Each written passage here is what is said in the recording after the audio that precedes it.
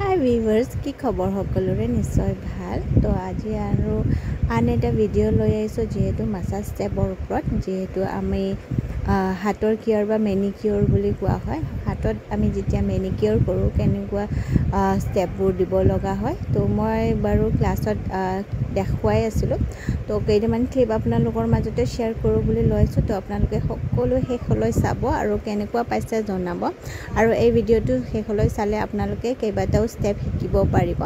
আৰু যদি পাহৰি যায় বা তেনেকুৱা থাকে ন, তো আপোনালোকে সকলোৱে ভিডিঅ'টো শ্বেয়াৰ কৰি ল'ব যে আমি এটা মেনিকিয়ৰ কৰোঁতে মাছাজ কেনেকুৱা দিওঁ আৰু এই মাছাজৰ কি বেনিফিট। কাৰণ আমাৰ হাতবোৰ ৰিলেক্সেশ্যন পোৱা যায়, কাৰণ আমি দিনটো হাতে ভৰিয়ে কাম কৰি থাকোঁ নহয় জানো। তো আমি হাত আৰু ভৰিত ৰিলেক্স দিব লগাটো বহুত ইম্পৰ্টেণ্ট হয়, কাৰণ ইয়াত আমাৰ নাৰ্ভৰ প্ৰব্লেম থাকে, ব্লাড চাৰ্কুলেশ্যনৰ প্ৰব্লেম থাকে, লগতে ডেড স্কিনবোৰ থাকে। আৰু এতিয়া যিহেতু ছামাৰ ছিজন, গৰমৰ দিন, আমাৰ প্ৰায়ভাগ কি হৈ যায়, টেনিঙৰ প্ৰব্লেম হৈ যায় হয়নে। তো সেইটোৰ কাৰণে আপোনালোকে মেনিকিয়ৰ পেডিকিয়ৰ কৰিব পাৰে, তেতিয়া আপোনালোকৰ ছালবোৰ খুব ধুনীয়া হৈ থাকে।